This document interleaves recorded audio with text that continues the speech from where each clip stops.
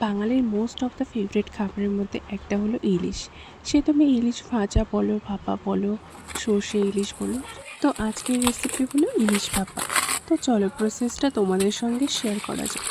তো এখানে আমি মাছটা নিয়ে নিয়েছি। মাছটা যেহেতু ফ্রিজে ছিল, তো এখানে একদম বরফ হয়ে গেছিলো আর একদম শক্ত হয়ে গেছে। তাই মাছটাকে আমি কিছুক্ষণের জন্য ভিজিয়ে রাখার পরে এখানে মায়ের হেল্প নিয়ে মাছটাকে ভালো করে আঁশ ছাড়িয়ে পরিষ্কার করে কেটে নিচ্ছিলাম।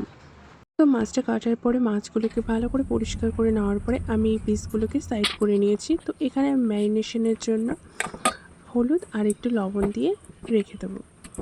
তারপরে এখানে আমি দিয়ে দিয়েছি একটা কড়াই দেওয়ার পরে আমি এখানে মাছগুলোকে ভালো করে ভেজে নেব। এটা কিন্তু সেই মাছ না যেগুলো আমি ম্যারিনেশনে দিয়েছি, সেটা না, এটা হচ্ছে অন্য, যেটা আমি শুধু ভাজা খাওয়ার জন্য এখানে ভেজে নিয়েছিলাম। তারপরে এখানে ইলিশ ভাপার জন্য যে মশলাটা লাগবে সেটা হচ্ছে সর্ষে, কাজু বাদাম, কাঁচা লঙ্কা, সাথে একটু হলুদ নুন দিয়ে ভালো করে পেস্ট করে নিতে হবে। তারপরে এখানে যে মাছগুলো দেখতে পাচ্ছ, যেটা আমি হলুদ আর নুন দিয়ে আগে থেকে ম্যারিনেশন করে রেখে দিয়েছিলাম, তো সেই মাছগুলোকে আমি এখন সর্ষে পেস্ট ভালো করে মাখিয়ে টিফিন বাটিতে একটার পর একটা সুন্দরভাবে সাজিয়ে নেব। সাজিয়ে নেওয়ার পরে আমি এখানে দিয়ে দিয়েছিলাম কিছু কাঁচা লঙ্কা চিড়ে, আর তারপর দিয়ে দিয়েছিলাম মাস্টার্ড অয়েল, মানে সর্ষের তেলটাকে সুন্দরভাবে একটু বেশি করে দিয়ে দিয়েছি। তো সমস্তটা প্রসেস করার পরে তারপরে আমি এখানে নিয়ে নিয়েছিলাম একটা কড়াই, আর কড়াইয়ের মধ্যে দিয়ে দিয়েছিলাম একটা স্ট্যান্ড।